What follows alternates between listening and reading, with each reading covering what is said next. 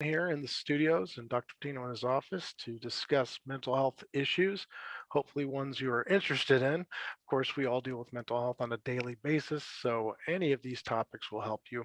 Um, I think one of the topics that we've bandied around and asked about, and have really kind of all experienced in this last couple of years, is a type of bullying on social media, bullying in the media, quite frankly, even our political system and our social life, we've been bullied to a certain extent by others.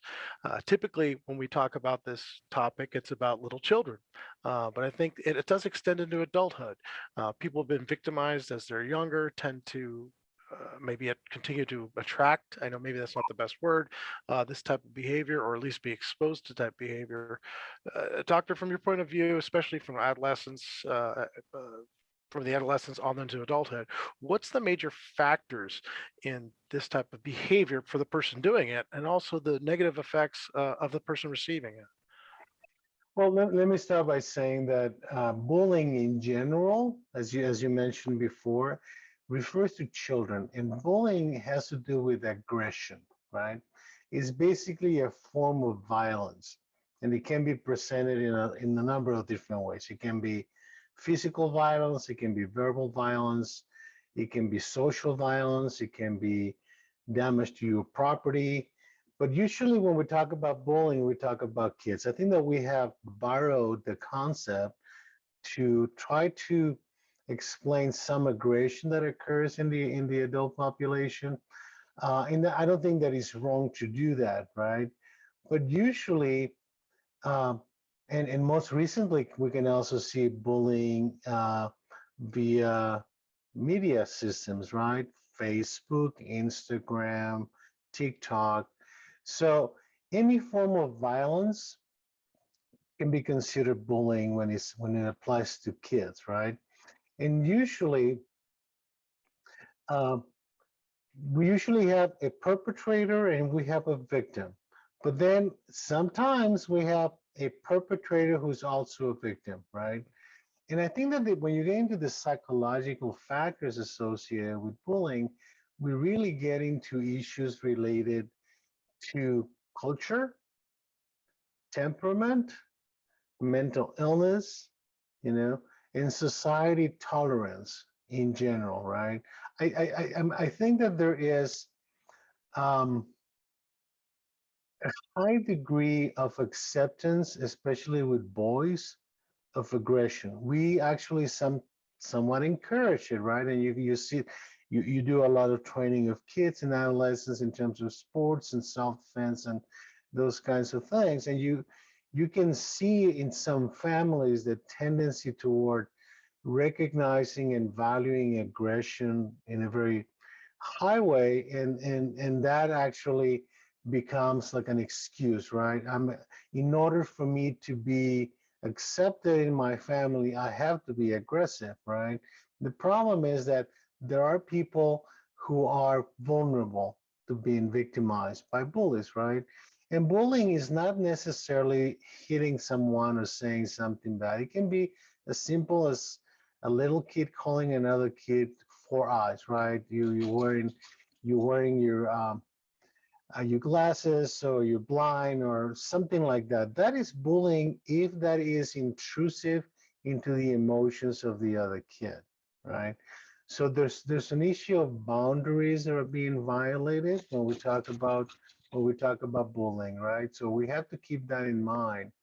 Um, and it's a very frequent problem. You can say that in general, about 1 out of 5 kids in grade school are going to be victims of bullying.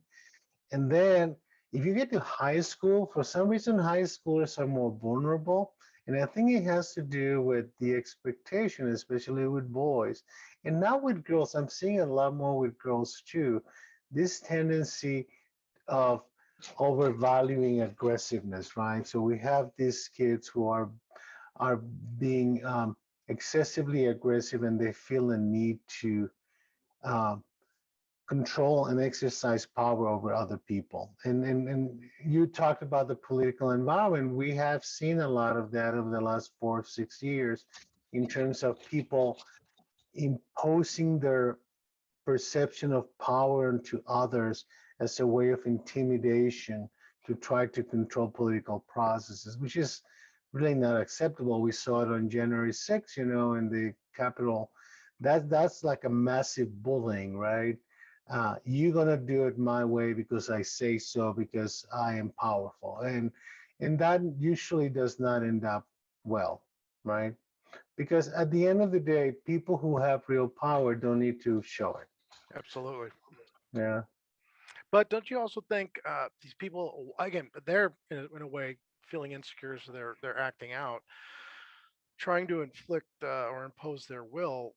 However, do you think they feel their ability to do it being opened because there's very little ramifications at certain times, especially on the internet, right? No one's going to reach through the screen and grab you by the throat. People feel they could say or do anything on the internet. Face to face, it changes a little bit. And of course, there's the group dynamic that occurred on January 6th as well, kind of mob mentality. But what does push someone to that level? Well, I think that to some degree there is a degree of acceptance into a group, right? So sometimes bullying is a rite of passage, so you're accepted with certain groups. And if you don't manifest your aggressiveness or your aggression by bullying somebody else, you're not accepted. So, especially among teenagers, you have to identify with the group.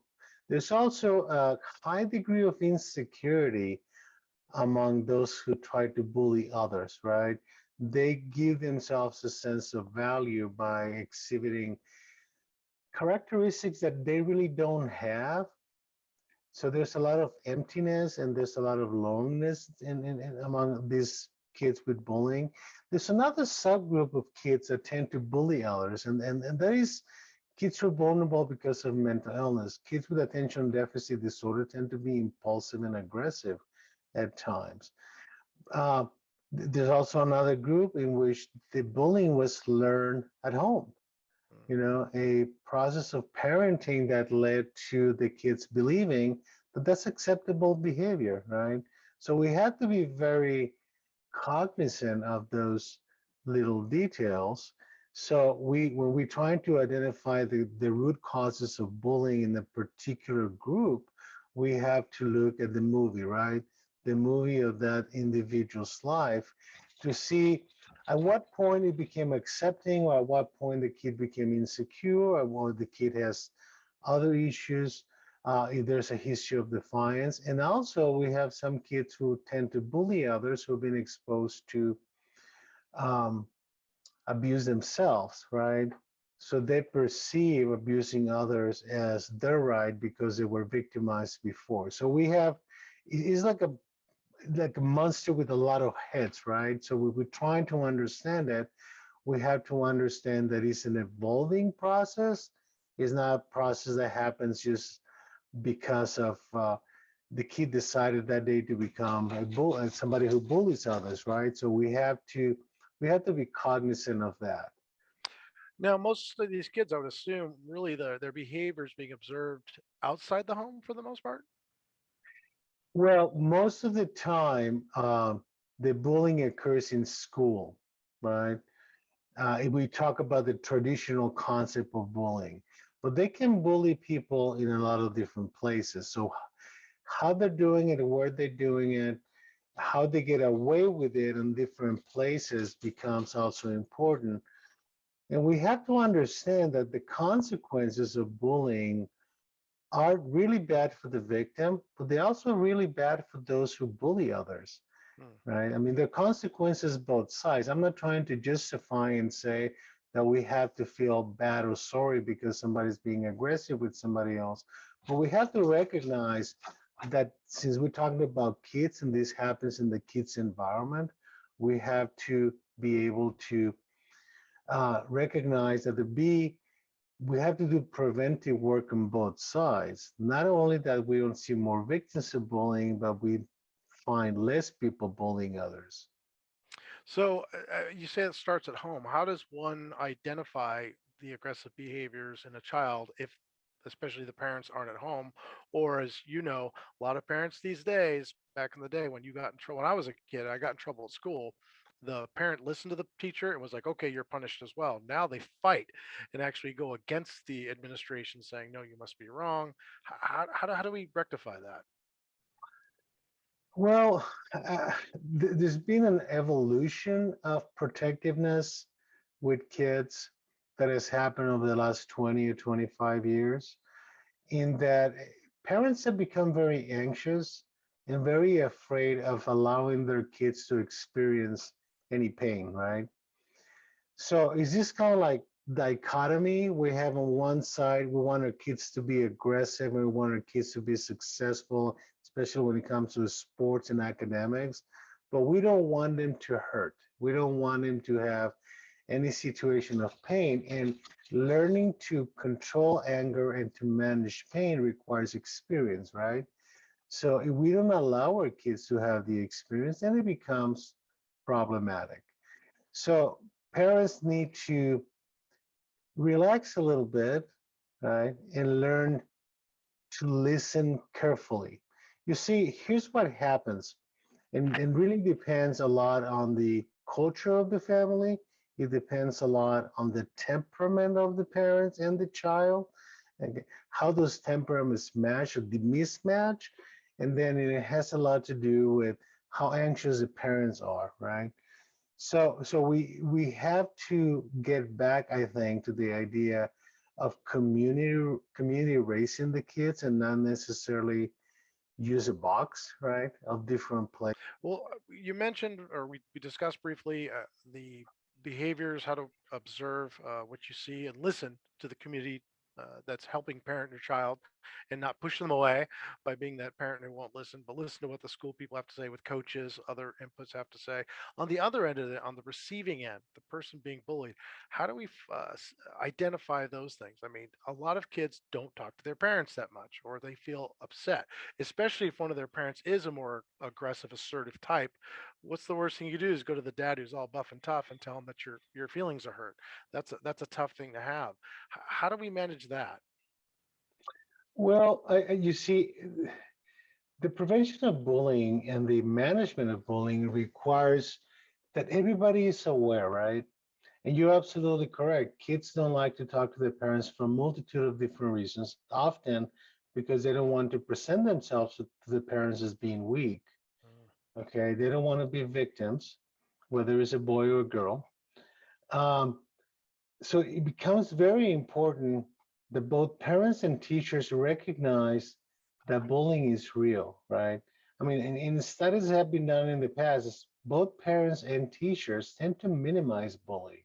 mm, They tend to, teachers will say um, that is not happening as often as it does, right? So they need to keep their antenna up for and look for the bullying that is happening in the classroom. But we also have to have the parents be cognizant of changes in behavior in their kids, right? Which means it becomes more difficult, especially when parents are both of them working, the kids go to school, and when they come home, the parents are tired, they don't want to spend a lot of time. So it's easy to send the kids to the room and give them a tablet. And I mean, those kinds of things prevent us from getting to know our kids, right? So we think that because the kids live in our house, we know them. mm. No, you have to interact, you have to listen. And for parents, both of bullying children, and kids who get bullied, I think it's important that they do two things. One is to listen in a non-judgmental way. You see, what happens, and this happens all the time, is that your kid tells you something, right? And it happens whether it's because of bullying or because the kid experimented with drugs or the kid starting to manifest gender issues, whatever it is, parents panic, right? When the parent panics and reacts in an aggressive way, you're making a judgment on the child. So the problem with the judgment is not the judgment itself. The problem is that it stops the communication, right? If you have a kid who's trying skirt, right, or is trying, and is a boy, or is trying some high heels, and you walked him and you beat him up, well, guess what? it's not going to happen again in front of parents. It doesn't mean it's not going to happen again, right? Or if you tell them something negative in terms of criticizing their gender choices, right? So it is extremely important that we understand one concept is never about the parent. It's always about the child. And it's always about the purpose of either discipline or guidance or listening. If we're going to guide, if we're going to discipline, or we're going to listen to what the kids have to say, we really have to understand that it's about their growth, not our growth or value as parents, right? So that's not easy to do. That requires a lot of practice. I'm a parent, I'm a grandparent, right? And I can tell you that there's some times when I feel very judgmental, right? But even for me who's trained to deal with things like that, it becomes extremely difficult. So we have to understand that we are raising our kids to be themselves, not an extension of us. And that becomes terribly difficult for us as parents because then we putting our self-esteem in the middle, you know. And if the kids don't do well for whatever reason, it becomes our fault, right? It's guilt feelings, anger feelings, tensions in the family, and so on. So it's very important that we take a deep breath, we take a step back. I'm actually physically distance yourself from the child, and ask the question, you know, what are you trying to tell me? And the answer may hurt you, Mm. and you deal with that. That's your thing. How you feel about what your kid's doing is something that you have to deal with. It's not the responsibility of the child to take your pain away, right? This requires training, and some parents are good at it, some parents are not, right? And those who are not may need to get some training at it. You've said this before, and I totally agree. But is sometimes that behavior, and again, I've seen it very many times as a coach, where the parents are so, you know, committed to making this kid perfect, and they respond to everything. Isn't in a way, is that a form of bullying as well? Yes. Normally, we talk about bullying in the context of one child being aggressive with another child. We usually don't call it bullying when it comes to the parents, but it's the same dynamic, right? You're trying to shame your kids into shape. You're trying to guilt your kids into shape. You want your kids to do it for you, not for them, right? And we need to understand that in order for a kid to be a balanced human being and healthy as an adult, it requires failure. And that has become almost a no-no for parents, right? My kid cannot fail. Well, he must Hmm. fail In in order to some learn. things so he can learn to cope with that, right? So the difficult part is that usually the moment of aggression that you see in sports, for example, you know, the parent is at the sidelines yelling and screaming and saying nasty things to their kid, right? That's not the moment to fix that. But it's a red flag that there's something going on with that parent and maybe that family that needs to be looked into. And that's where coaches need to say, you know, stop. Have you considered getting some help for this? And instead of taking it upon themselves to try to fix it, right? Because these are very complex problems, right? I mean, unfortunately, one of the consequences that we see with bullying and that you may see with these situations in sports, for example, is that there are consequences to that, right? I mean, there are legal consequences for bullying, and those who bully others have a significantly higher risk of legal problems, significantly higher risk of getting into gangs, significantly higher risk of substance abuse, and so on, right?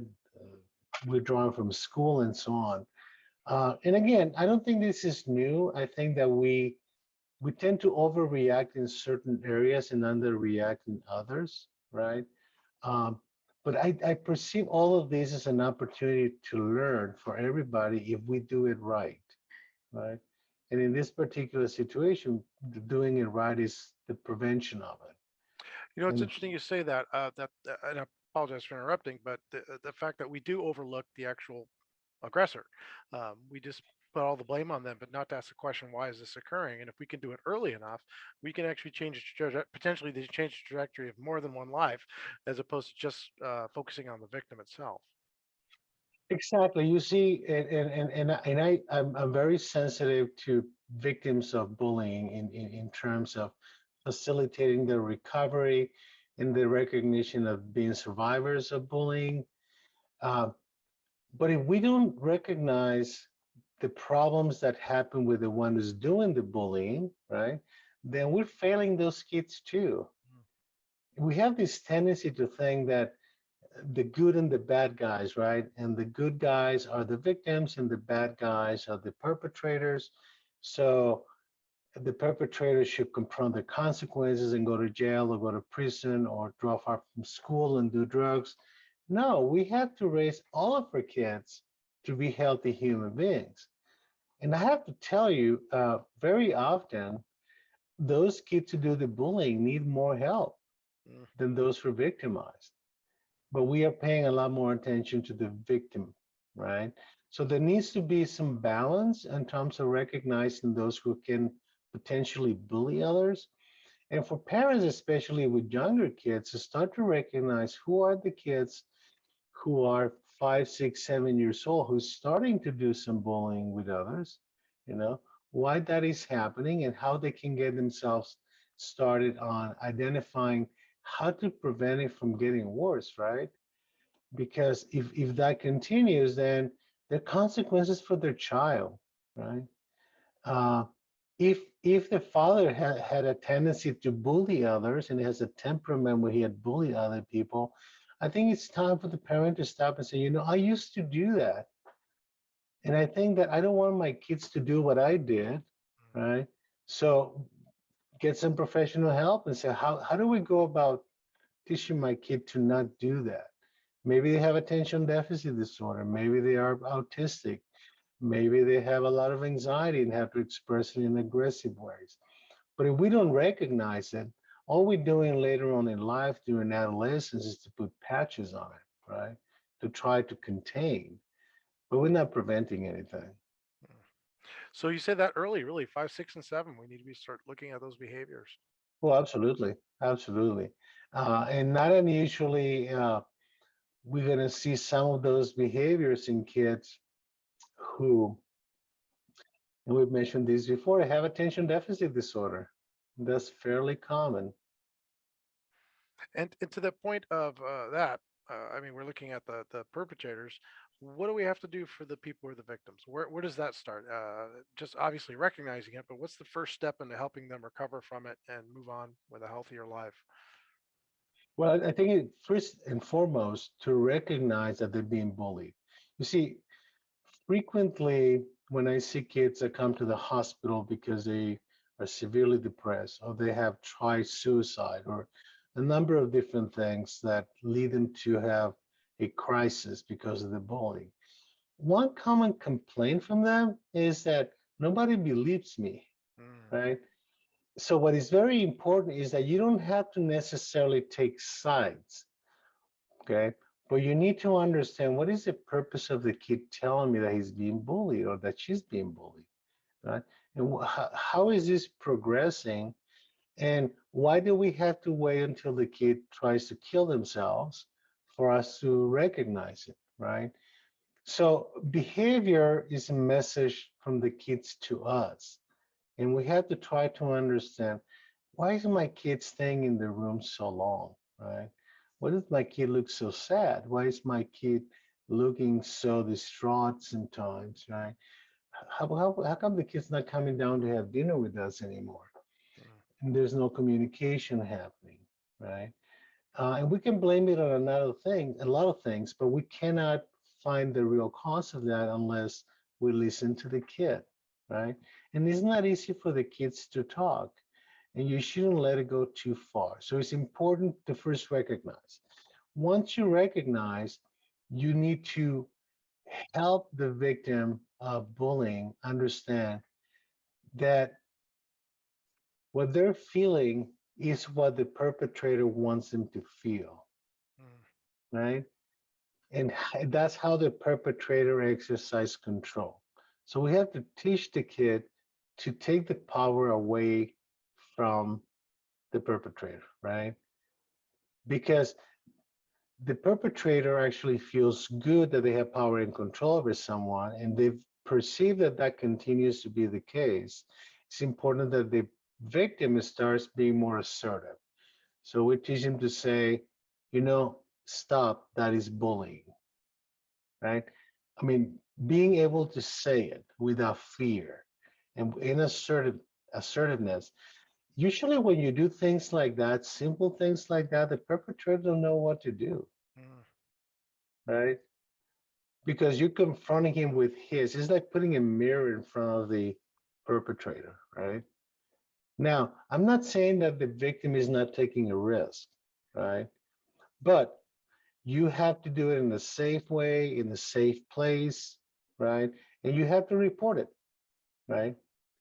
The kids are very concerned about reporting in school because then they're afraid that they're going to be bullied even more, right? Um, so it becomes important that the teachers are responsive and neutral, right? Something that I think helps a lot is that nowadays all the kids, especially in high school, have phones with them, right? I think it's start recording them, mm. Yeah. so you have the evidence that it's happening because I mean, we usually think about all this recording stuff in terms of part of cyberbullying, right? But actually, recording can be a tool that we've seen it in other areas where you can actually use it to prevent something, right? Uh, so I mean, especially with teenagers, I tell them, if you're being bullied, pull out your phone and record it. Mm. Mm. It I'm, it I'm seems it seems partially though, and I find it very interesting because in my other world too, the aggression can often be uh, countered with assertiveness, which is distinctly exactly, different from aggression. exactly. But the assertiveness has no, I mean, assertiveness in a formal sense has no aggression associated with, but it also has no fear associated with. So whenever you introduce quasi-assertive behavior that is loaded with aggression or fear, you're missing the point, right? Because basically you come across as being very insecure. So we've seen it a lot during the vaccine debate, right? That somebody wants to engage you almost in a bullying way to to tell you why they're not getting a vaccine, right? And the way you assertively do that is that okay, you stop, you said, I mean, I understand your point, there's no need for any of us to be convinced. Because what you're seeing a lot in the vaccine debate, and we're getting a little bit out of topic here, is the insecurity turning to aggression, right? So the question is now, how do we stop the aggression? Mhm. The question is, how do we make these people feel more secure? And I think that's where we're missing the point. And it's the same with the bullies, because as you say, most of the bullying comes from a level of anxiety, a level of fear. Sometimes it's behavioral based on ADHD or other issues, but most bullies, as we know, down deep, are the scared ones. Yes, yes, and uh, there are behaviors that are not acceptable, like losing control. So if whether you're a victim or you are a perpetrator, is a big no-no to lose control, right? Into physical aggression, for example, because the consequences become more serious. Um, and there are other types of bullying that happens among adolescents that had to do with gangs, right? In which the bullying becomes more um, of a group against somebody. That's very intimidating, and I think that that's something that schools in particular have put a lot of effort on trying to stop, right? Because what happens in those situations is that that small group can grow very big and feel very empowered, you know. Um, so that's one of the problems with gang bullying is that they can grow. So you can see, for example, the schools taking a lot of steps on like having police on campus and things of that sort to prevent uh, that. I mean, we see that in prisons, for example, right? That these, if you don't, if you end up losing control with the prison population because a group starts bullying and it starts gaining power and control. So there are extensions of bullying that go into a lot of different places, going to the workplace, right? Uh, we don't necessarily call it bullying in the traditional sense, but it's the same dynamic, right? Um, so it has to be identified and it has to be stopped fast. Well, it sounds like being aware of that, as you always say, is the most important. Having some action steps, and like even in my world, always have a plan, and of course have access to a place where you can get help. We briefly discussed before the show some of our listeners and viewers asking questions about where they can seek help. You mentioned a couple places where people should go first in order to get that information. Could you share that with us once more? Well, here in the United States in particular, I think that there are different places where you can seek help. I mean, the most common one that I find very useful is your local mental health association. You just look for it on Google or the phone. I don't know if they're phone books anymore or not, but whatever the phone book of modern era is, and they will guide you into where to get some help, whether it's psychological or psychiatric.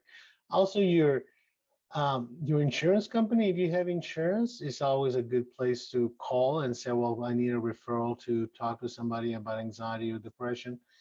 And of course, your local community mental health center, don't be afraid of knocking the door and say, I'm having some difficulty.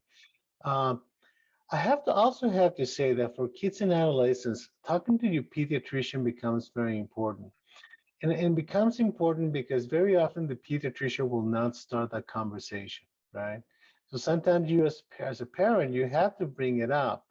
Uh, we look for a lot of changes in terms of development, and pediatricians are always looking for that, but they tend to pay more attention to the physical development than the emotional development. So if we notice something that makes you feel uncomfortable, like excessive aggression for age in a 6, 7, 8-year-old kid, if the kid's becoming more withdrawn, if the kid worries too much, talk to a pediatrician. That's actually a very good first step to move toward getting some professional help.